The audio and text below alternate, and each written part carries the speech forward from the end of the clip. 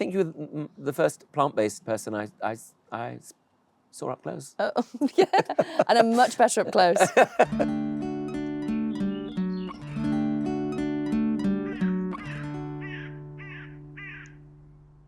I do think like it's really lazy of us to eat food and be like, well, I guess it appears on the shelves. I don't know.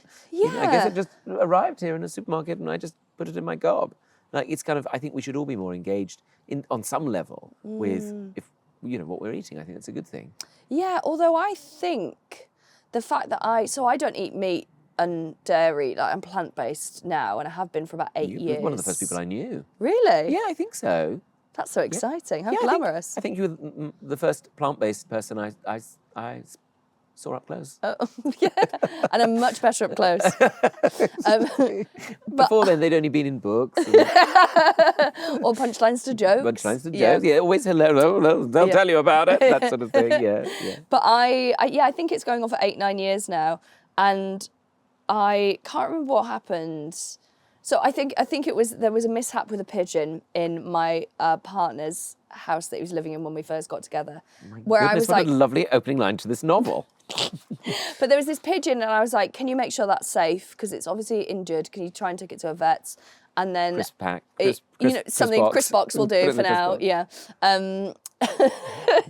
And he didn't, or couldn't get hold of a vet, or something wouldn't take it. And then I said, how was it? And then I could just tell on his face, he said there were feathers everywhere. And I got really upset because I hate to think of anything being really scared in its final moments. That's people, that's animals, it's anything. So I got really upset about it. And he said to me then, he said, when I see you react to things to do with animals, he said, it's amazing to me that you weren't vegan.